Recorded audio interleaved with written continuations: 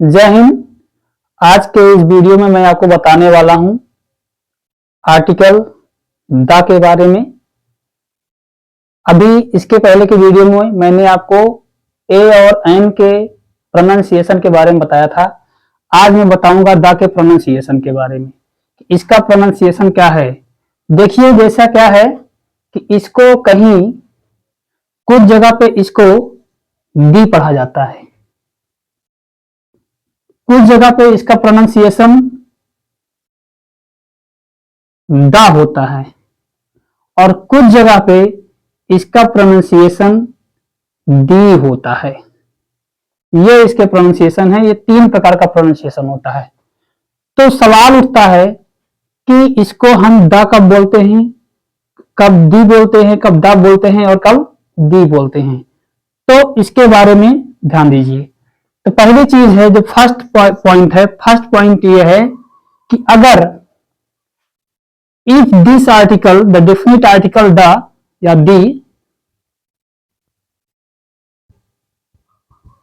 comes before, if this comes before a vowel starting word or noun, in that condition it is pronounced as the. If it comes before a consonant starting noun or word, in that condition it is pronounced as the. This is about the and the. It means in Hindi, इसका मतलब हुआ कि अगर इसका प्रयोग उस शब्द के साथ हो, उस शब्द के पहले हो जिसका जिसका स्टार्टिंग लेटर जिसका स्टार्टिंग लेटर कॉन्सोनेंट हो, तो इसको हम बोलते हैं द। जैसे एग्जाम्पल के तौर पर बोला जाए कि जैसे कि द पैरट, द बुक।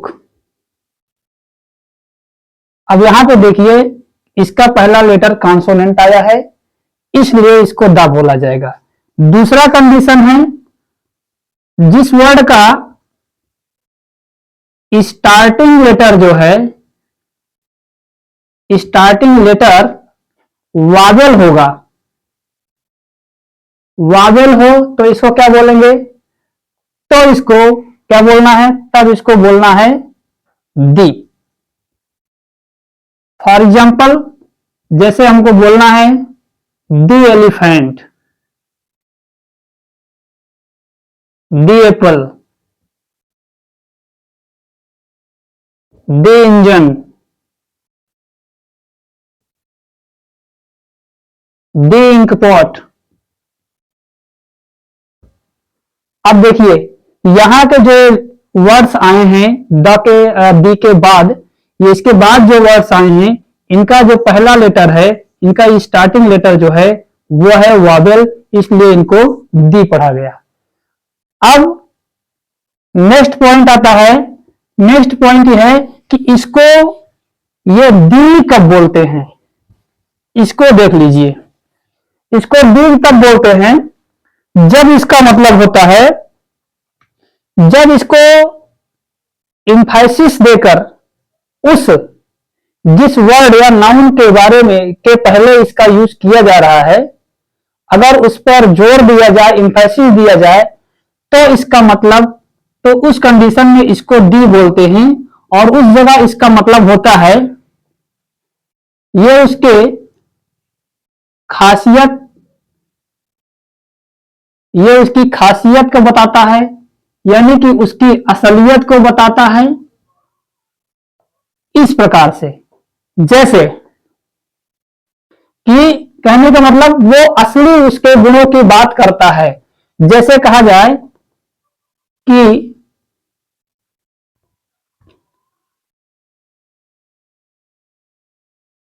जैसे कहा जाए कि राहुल इज दी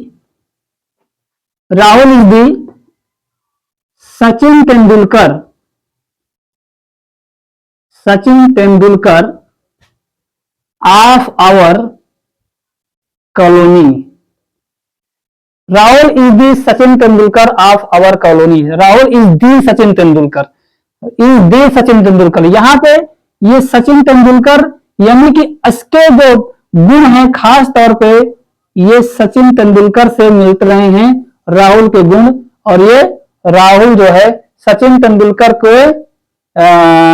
के असली गुणों के, जो असली उसके गुण हैं, जो उसकी खासियत हैं, ये उसको उन गुणों को धारण किया हुआ है ये राहुल। इन सच कंडीशन हम क्या करेंगे, इसको दी बोलेंगे और नहीं तो इसको द बोलेंगे या दी बोलेंगे।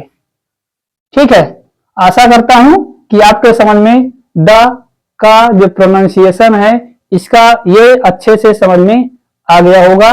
और लास्ट में आपसे रिक्वेस्ट है कि अगर आपने हमारे YouTube चैनल को सब्सक्राइब नहीं किया है तो सब्सक्राइब अवश्य करें, साथ ही साथ बेल आइकन दबाना न भूलें जिससे कि हमारे वीडियोज आप तक पहुंचते रहें। और अगर आप फेसबुक पर हैं तो फेसबुक पर हमारे क्या कहते हैं हमारे पेज को अवश्य ही फॉलो करें। थैंक यू वेरी मच, धन्यवाद।